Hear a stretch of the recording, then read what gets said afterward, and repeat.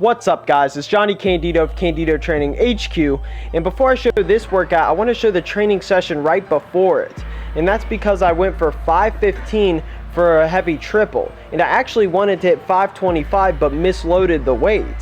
So I was only doing 515, and as you see the first rep went up pretty fast, but then the next two reps really didn't go as planned. It felt a little bit awkward and I really wasn't tight enough in the bottom position. So you see here the last one was a bit of a grind. This is why going into this workout what I decided to do is not to just go for one heavy set to try to set some PR. Rather, it was just to hit 3 triples with 500 pounds. And the main reason for this, besides the fact of I just want to get some extra volume in rather than just one peak set, is also because doing multiple sets really requires a certain degree of consistency in terms of technique, and you have to be comfortable under that load.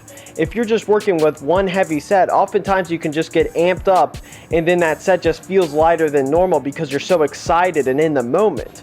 But if you do multiple sets with that weight, that's when you really know you can handle that weight at any time. Something I figured out during this workout was that making a small adjustment in terms of my belt position, actually just placing it a little bit higher, makes a huge impact for me. And the reason being is that before my belt with it slightly lower, when I would go into the hole, it would hit against my hips, and then I would raise the belt up, and then I would lose tightness. And of course that's the time when you need your belt the most, is in that bottom position. So with it higher, it feels great because it feels like the opposite is now happening, where it's a little bit looser at the top, and then once I get in the hole it feels like it tightens up even more. So then I'm able to really get a better rebound out of the hole, and I feel like I have increased core stability from the built up intra-abdominal pressure from properly using the belt. So regarding the working sets for this workout, the first triple felt absolutely excellent with 500 pounds. Especially the first rep, that felt very fast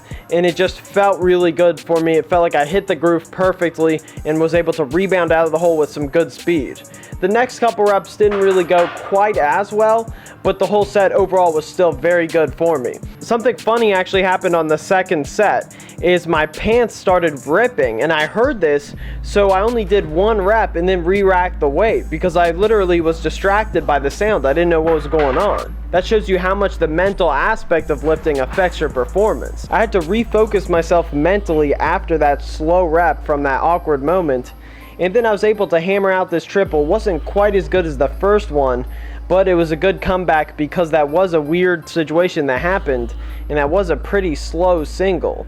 So once you're coming back from a weird misgroove, sometimes it can be a little bit tough. So just glad to be able to get through it. Since I was able to overcome that and hit another triple with 500, now I was confident going into the last set. And you can see I filmed a side view so you can see the bar path, and I was very satisfied with it during this set.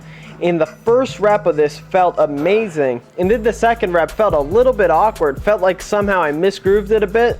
So I mentally, for some reason, it didn't distract me at all. It actually motivated me to just hit the third as fast as I could. And that one went up very well. So overall, I was just extremely happy with these squats. Now, before I show the deadlift part of this workout, I'm gonna actually flash back to that workout prior to this again to show you some of the pulls I did there. I did 500 pounds, actually 495 technically, 5 plates, and that was the fastest I've ever pulled it. So I was excited about that, but then in that workout, my last peak set, I did 515 and was going for as many reps as possible. And what you'll see is the weight jumps around because of the setting I was in. I was in some random gym I'm not normally in, and the paddings on the floor was really causing the weight to shift around, throwing me out of position, and by the last rep, my grip was just not able to hold up. So back to this workout, I actually didn't feel that good going into it. The warm-up sets were going up a little slow. And I think the reason for this was because I was experimenting with a slightly wider grip. Rather than just gripping at right where the knurling starts, I moved out about an inch wider. And since it wasn't working out, I decided I was just gonna move my stance in and move my grip in so I could have the most efficient grip in terms of range of motion. And it's funny because when I was doing this set, it felt honestly pretty terrible. It felt really hard.